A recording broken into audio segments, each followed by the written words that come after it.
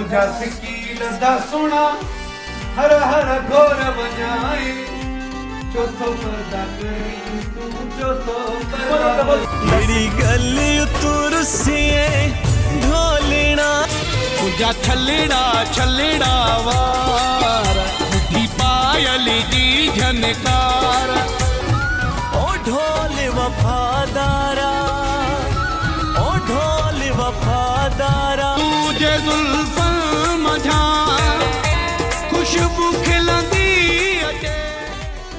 कहते हैं कि मौसीकी की कोई सरहद नहीं होती। बिल्कुल सही बात है। ऐसे पाकिस्तान के दो खूबसूरत फनकार आमने सामने आ गए हैं, एक सूबा पंजाब और सूबा सिंध से, जो अपने आप को किंग ऑफ सिंध कहलाता है मुमताज़ मौलाई, और पंजाब का किंग ऑफ ज़ीशान रोकड़ी।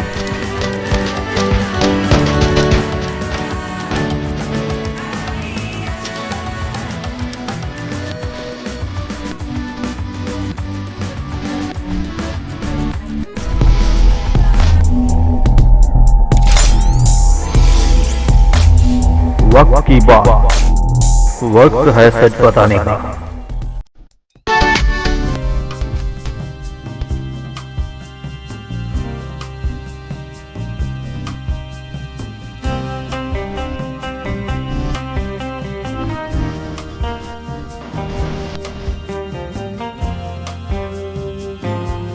जैसे कि नाज़रीन हम बताते चलें कि कुछ दिन पहले कहा जा रहा है कि इनका आमना सामना हुआ और इनको सिंधी अजरक पहनाई गई।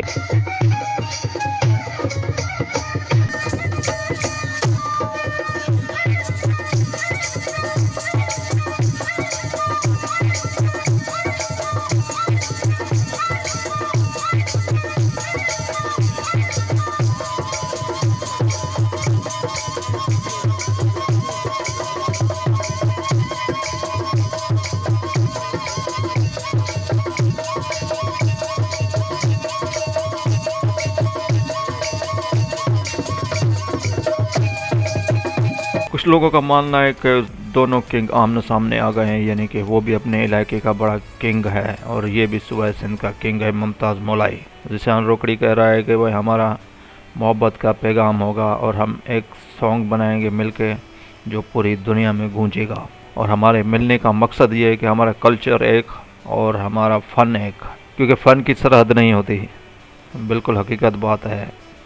मुझा सकील दा सुना हर हर घोर वजाए चौथो पर्दा करी तू चौथो पर्दा करी।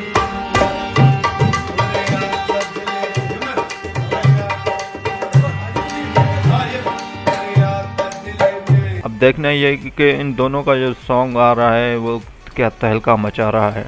यकीनन ये सराइकी में होगा या उर्दू में।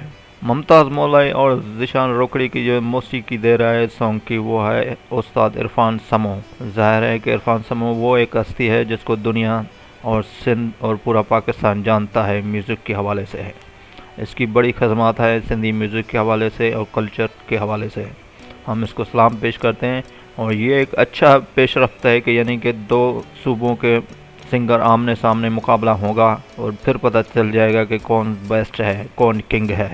मुझा सकील दा सुना हर हर घोर वजाए चौथो पर्दा करी तू चौथो पर्दा करी।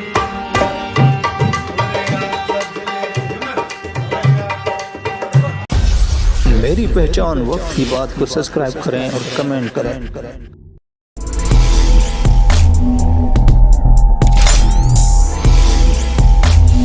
वक्त की बात, वक्त है सच बताने का।